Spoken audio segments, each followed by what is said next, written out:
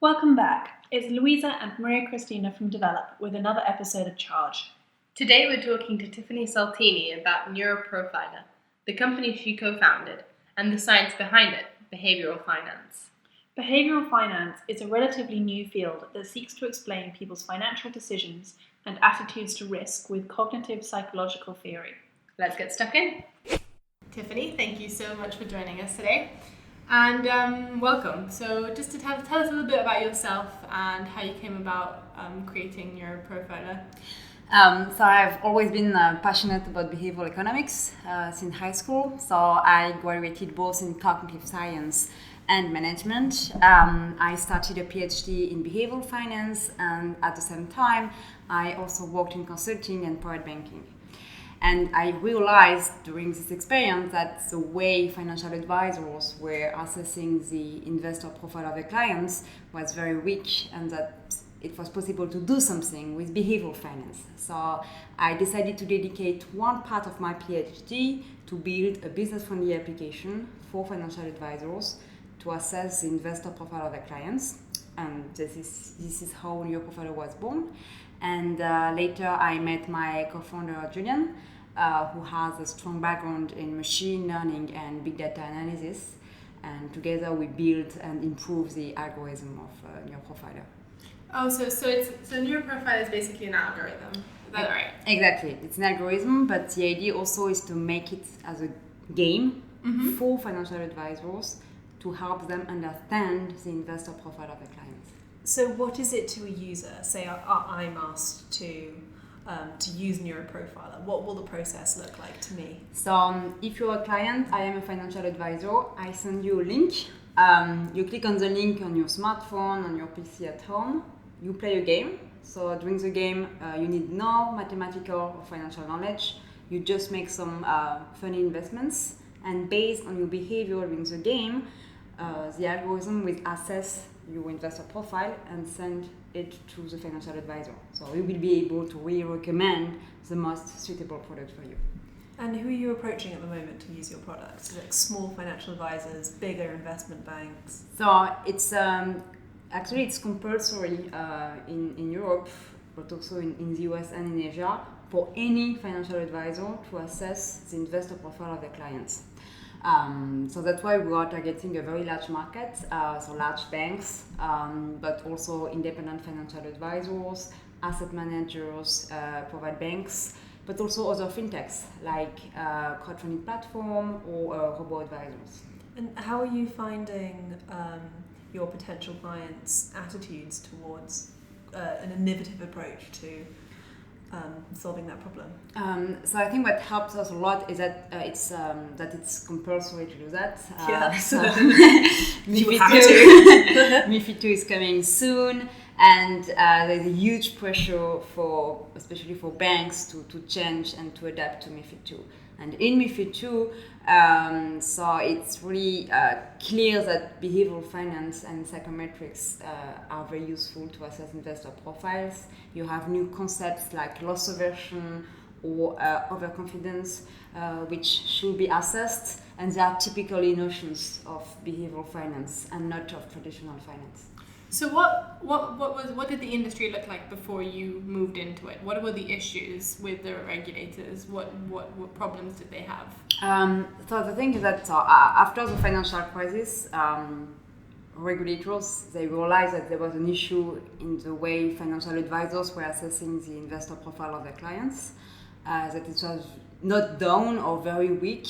So really, they decided to be very strict in the way financial advisors have to assess the investor profile of their clients. So today, for instance, in the UK, half of the questionnaires used by financial institutions are not compliant. So clients are complaining and banks get fined. And of course, with MiFID II coming, it's going to be even tougher. So. Can you give us a little bit of a background on it? Ep8, is that right? MiFID II, MiFID II, yeah. What will it change? So even under MiFID I, it was compulsory to assess investor profiles, but it was very large. It was just please assess profiles Very general. and then do it rigorously if you can. Now with MiFID II, really you have concepts of behavioral finance, again like loss aversion, overconfidence. You have to check that the answers of the client are consistent. You have to use very concrete example to make it simple for the client. So all questionnaires, most of the time paper questionnaires used today by financial institutions don't address these new requirements. So why is it that, behavioral finance is such a big field in academics, right? It's recognized as very useful, but it has very little transition. It transitions very little into the actual business field, like into real life. Why do you think that is? So I think the key point is that the traditional way to assess investor profiles in behavioral finance is very long. So most of the time you need to ask people to come to the lab. It can take 2 hours to assess investor profiles. So now there is 2 revolutions. The first one is digitalization. So now it's possible to make people play the game at home on their smartphone and PC. It was not possible before. The second revolution is the use of machine learning and adaptive questionnaire. So today it's possible to assess these investor profiles in 2 to 3 minutes versus 2 hours as it was before. So great optimization. Yeah. And have you had, what do people who have used it say about this new approach? Is it much easier? Is it clearer? Because I think some of the regulations also say that the language has to be much more straightforward, because that's one of the issues, right? It's so difficult to understand what's actually being asked of you. The first advantage is that, it's MiFID II compliant, so banks, they feel safe with this solution. But also, the user experience is much better, because filling out paper questionnaires, it's super boring. So now instead, you use gamification, which is also fashionable now. And also financial advisors learn a lot about their clients, because it's just not like your client is conservative or dynamic, but you learn things like loss aversion, optimism, impulsivity. So a lot of insight into the psychology of the investor and the client. You see, there's a tiresome client experience during this time. Do financial advisors lose customers through that process? Yeah, we had typically clients which came to us just for that. So their questionnaire was compliant, but actually there was a big issue because, especially for online banks, clients that don't go until the end of the process because it's too boring. So cutting down the admin fatigue is actually getting them more customers. Exactly. It sounds all very positive, but in approaching clients, I wonder what are the challenges you're facing, because the financial services are known as being quite traditional and they definitely need some updating. Yeah. Are you facing challenges in that way, or any other challenges? The biggest challenges the biggest challenge for us is, as you said, the fact that the banking, the decision-making process of the financial sector is very long, especially for large groups. So you need sometimes 2 years if you want to sell products to large banks. So it's not at all for startups. So this is definitely the first challenge. The second challenge is that we are targeting a very, very large market because when you work with private banks or retail banks or fintechs, clients at the end, final users, are very different.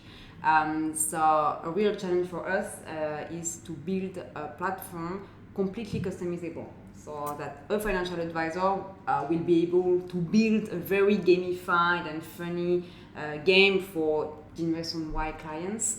And a more serious test or questionnaire for instance, a private bank which has a lot of senior clients. And they're open-minded to the gamified approach?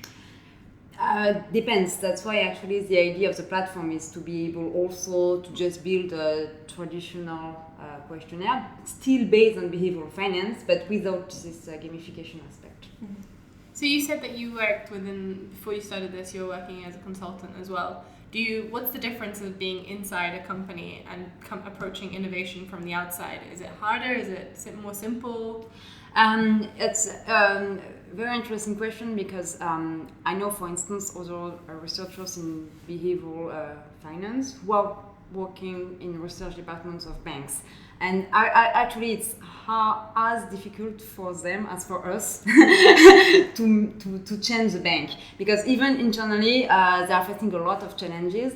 And I'm even wondering if it's not easier for us because we are a startup, so sometimes banks, they have a special process to set proof of concept and so on, than when you want to change things internally. Yeah. I can imagine the challenges internally are also quite daunting. Yeah. And how do you approach the banks? Like, what's your sell for the banks? What are you offering to them that they can't create themselves? So the thing is that behavioral finance, it's not very. In the academic world, is very famous, but you don't have a lot of people working in the industry with behavioral finance background. So for them, it's they don't have the skills internally. They don't have machine learning and behavioral finance skills internally. So it's definitely not profitable for them to hire people with PhD in behavioral finance and to ask them to build a test. So you have the example of Barclays, for instance. They just closed their behavioral finance department.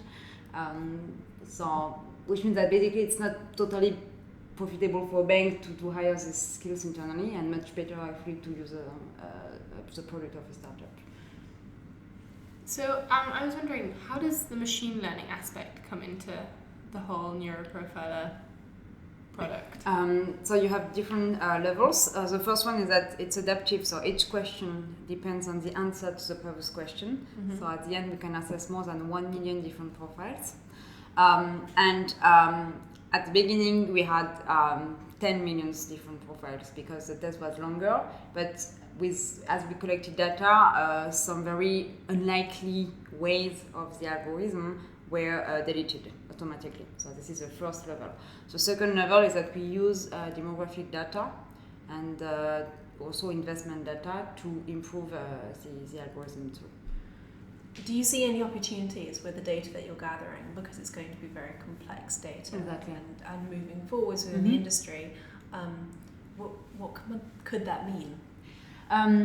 So for the moment the tool is really used as a compliance tool only, but when we will gather more data, the idea is to use it more as a marketing tool, with the idea that basically if we gather enough data we will be able to predict risk profiles only based on socio-demographic and investment data. So for a bank, just for marketing purposes, they will be able to say, well, this client may be interested in this product without any test, just based on their demographic and investments data. Oh, that's going to be really interesting. Yeah. So I wanted to ask you a few more questions, maybe more generally on the RegTech industry. Mm-hmm. What is the scene like now in the UK? Is it would you say it's a booming sphere? I think yes, no, because a lot because especially because of MiFID II and that it's changing. So MiFID II is so complex that banks realize that they cannot handle everything and they need to externalize. So this is the first point, and the second point is that also banks, the digitalization program of bank is very active now. So they are open now to external solutions, especially to SaaS platform. So like 5 years ago, it was very, very complicated to meet a banker and say, well, our solution is on the cloud, is online, and actually there will be nothing on your server. 5 years ago, it was just impossible. Now they begin to be open to these kind of solutions. So definitely it's right time for tech. So they're starting to really open up to the cloud idea, because I know that's a bit of an issue with banks. Yeah. They like to have their servers in their buildings. So they start to, large banks it's still an issue, but smaller banks they start to be open to this kind of solutions. So. And what kind of opportunities will that? So it's a lot of, I would say the big advantage of a SaaS platform, it's time saving, because when you have an API, you want to integrate it to the bank, it takes like 6 months sometimes because they have to change all the process, the IT department has to be involved and so on. So it's super expensive and also it takes a lot of time. So with the SaaS platform, typically with our SaaS platform, we can start to work with the bank in 1 or 2 days because we can just put their logo, their color, and then we can start. So do you integrate it into their website, or do you just give them the links to work with that? It depends on the banks. So for large banks, most of the time we start with a pilot. So then they use directly our SaaS platform, and we just give them some links, and they can start playing with the game. And then we can integrate the API if the pilot is successful. And for smaller banks, they just use our SaaS platform. So the financial advisor goes online, creates a test, send links, and that's it. Oh, so they can work on it. Yeah, exactly. Yeah. Oh, excellent. Without our help. And I was wondering, so now we were saying RegTech obviously is booming and there's a lot of opportunity, but with the current implications of Brexit and the changing European regulations, how is the market here going to be affected by that? Because surely there are some grey areas, some uncertainties. What kind of effects do you think this will have? So I think for us, for instance, the big issue will be that FCA may differ from MiFID II. So it's an additional barrier for RegTech startups because they will have. So we are partnering, for instance, with KPMG Luxembourg for MiFID II, but not for FCA. So which means that if we want to target the UK markets in the future, we will have also to work with a local auditor to make sure that our solution is compliant. So it's additional cost and so on. So it's just that it means that the UK market will be a bit less accessible for RegTech startups by comparison to other European countries. Because on the European level, they're all the same, right? Exactly. There are some local differences, but normally all of them are under the MiFID II umbrella. So differences should be very minor. Okay. So while FCA potentially now may be completely different from MiFID II, so we don't know actually what will happen.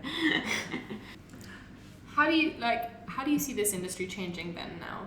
I mean, with all the regulations coming into play, and you're saying the big banks are opening up to considering these solutions.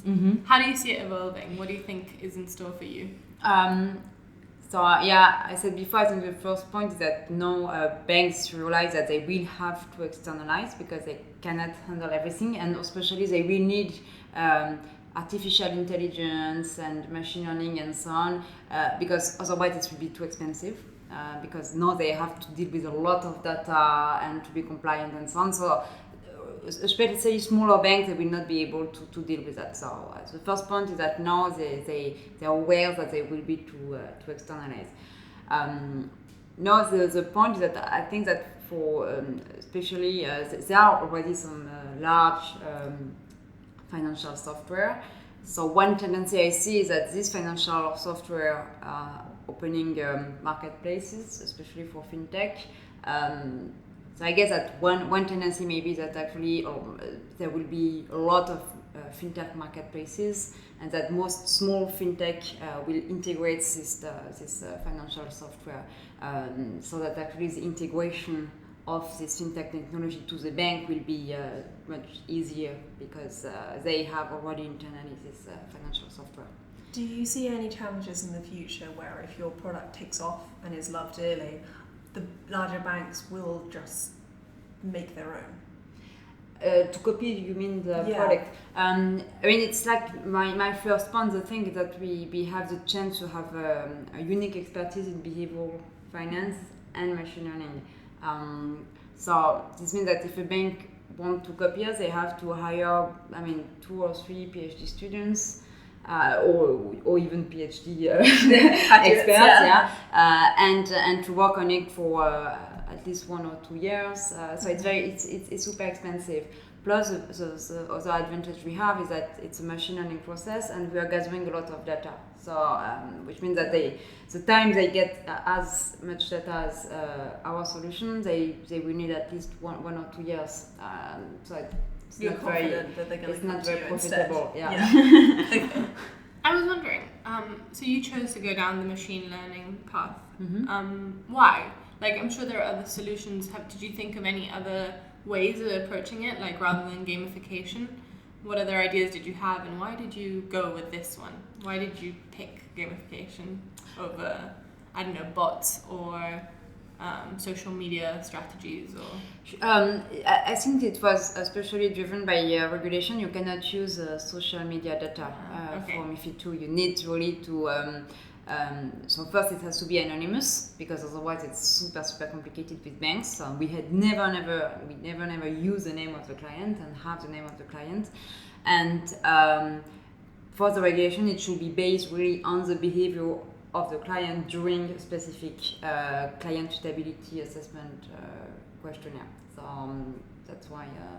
But I know of the startups using similar models as ours, but they use social media data instead of behavior of the client during a game for that.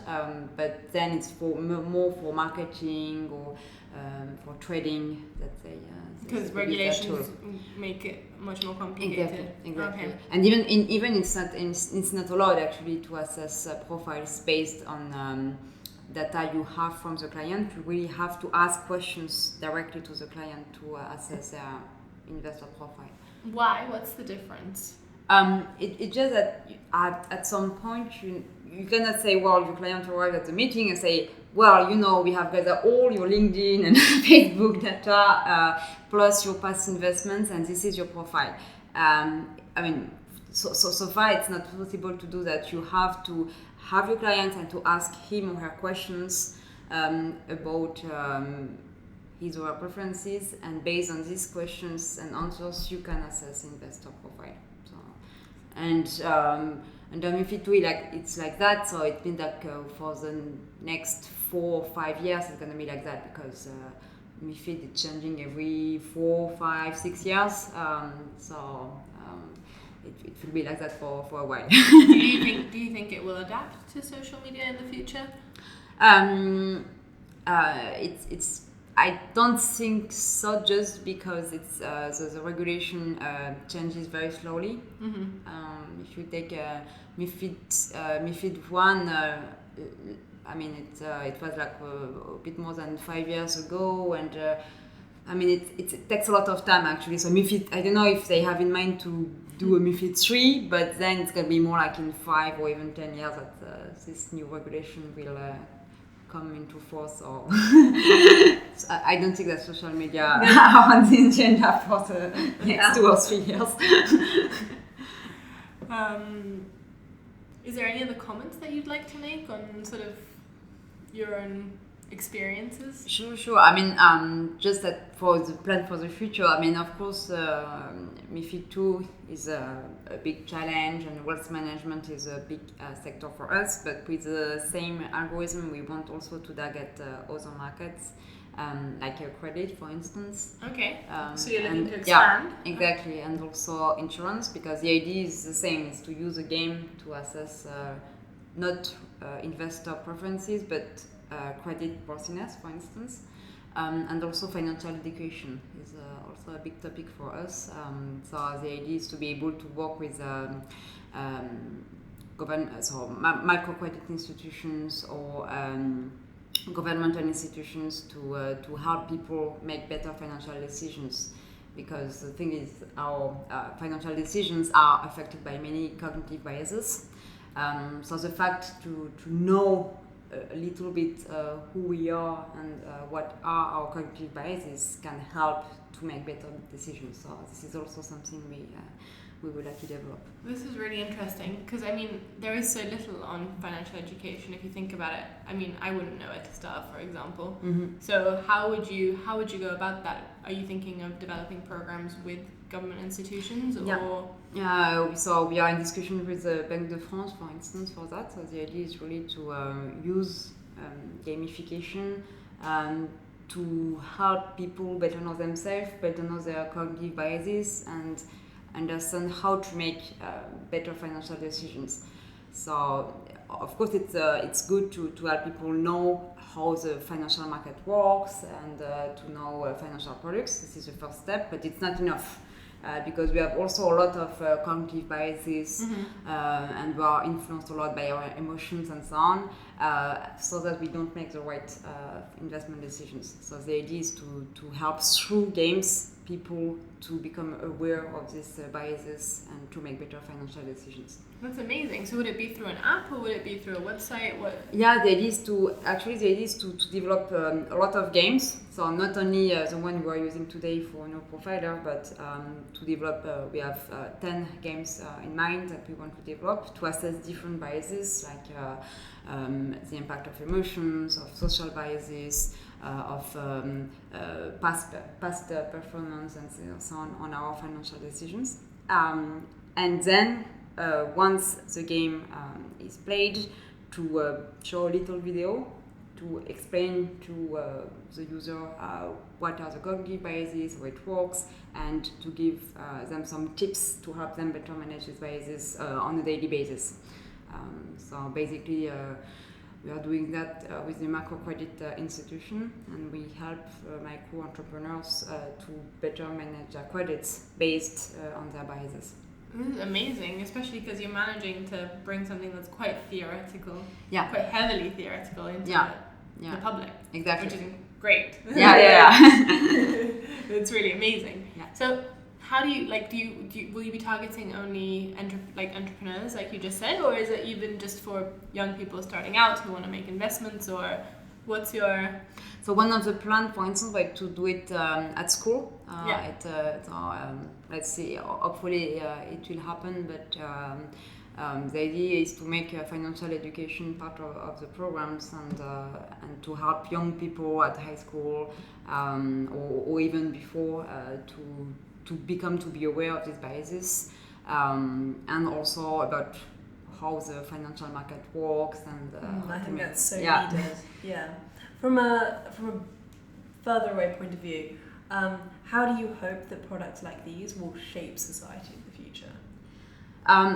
The thing is that that's why I'm passionate about this field for for many years. It's super frustrating because behavioral economics and cognitive science, generally speaking, is very large, very rich, very well known in the academic world, but concrete application for public policies or for business are very, very limited. So really my hope is to be able in the next years to apply these rich academic results again to private or public policies. So you said that you're working alongside the Banque de France. Yeah. What are governments interested in this? Is this something that is now growing? Yeah, I think there's not only in France, but I think it's the case also for international organizations. That there is an issue of financial literacy in the world, especially among poor people or young people, and there are a lot of also gender differences and age differences. So there's a big issue, and it's also one of the reasons of the last financial crisis. It was the lack of financial literacy and financial education. So I think these institutions are becoming aware of this issue, but now the next step is how really to tackle that. How to engage. Exactly, and it's not only, again, a question of pure financial or mathematical knowledge, it's also an issue of cognitive biases. Wow, that's incredible. So we went from helping out the big banks to helping out the world. This is great. Yeah, this is the next step. The idea is to start with a very niche and then to problem and then to start from that to be able to tackle something more ambitious. Yeah. So do you have a very big team, or? We are 8 for the moment, and we are hiring 2 additional business developers. Yeah, because I suppose it's quite different to handle banks and then to move into sort of the more educational field. Exactly, that's why we are. We may also hire 1 PhD student just to work on this specific field of financial literacy. Wow, that's incredible. Well, if you don't have any more questions? No, we'll just be excited to watch your progress. Yeah. Thank you for coming in today. Thank you. Thank you so much. that's our time up. Thanks for joining us. Remember, to get in touch, you can email us at charge@develop.co.uk. Or you can tweet us at develop_team. We'd love to have some feedback about Charge. Or to hear from anyone with an interesting viewpoint they'd like to share in a future episode. Catch you next time. Bye!